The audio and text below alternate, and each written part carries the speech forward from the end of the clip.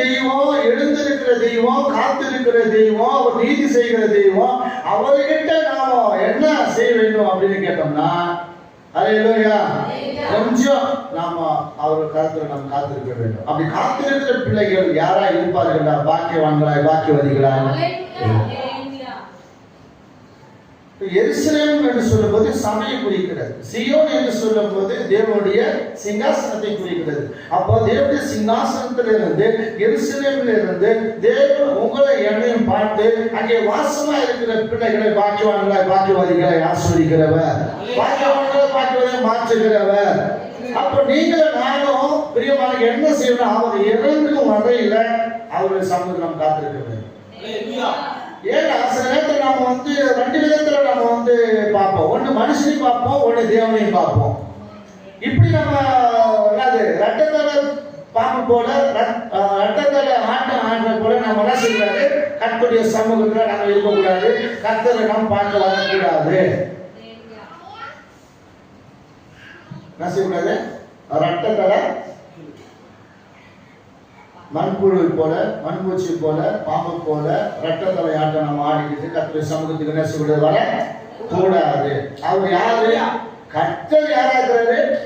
நீதி செய்கிற தேவன். அவருக்கு காத்திருக்கிற அனைவரையும் கர்த்தர் யார மாற்றுகிறாரா? பாக்கியம். அப்ப நீ பாக்கியவனை பாக்கியவதியை மாறணும்னா கர்த்தர் மேல நீ நம்பிக்கை வைக்க வேண்டும். இப்ப கர்த்தர் மேல நம்பிக்கை வைக்கிறவர்கள் யாரா இருக்கிறார்கள்? பாக்கியவான்களாக இருக்கிறார்கள். அப்போ ரெண்டு விதமான இதை நம்ம பார்க்கிறோம். ஒன்று யாரை பார்க்க போறோம்னா நம்பிக்கை வைக்கிறவர்கள். யார் மேல் நம்பிக்கை வைக்கிறவர்கள்? எரேமியா நீங்கள் 17வது அதிகாரம் 7வது வசனத்தையும் 8வது வசனத்தையும் ஒருவர் வாசிக்கலாம். அதுல அதன் பிறகு 5வது வசனத்தை ஒருவர் வாசிக்கலாம். வைத்து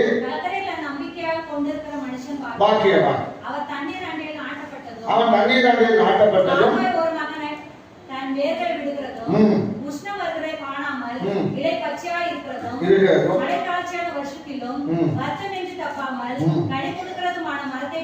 யாரு?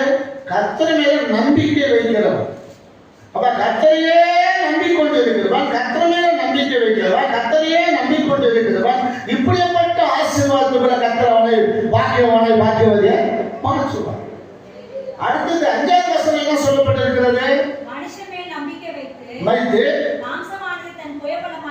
கொண்டு கர்த்தரை விட்டு விலகின இருதயம் உள்ள மனுஷன் சபிக்கப்பட்டவன் என்று கர்த்தர் சொல்லுகிறார். இப்ப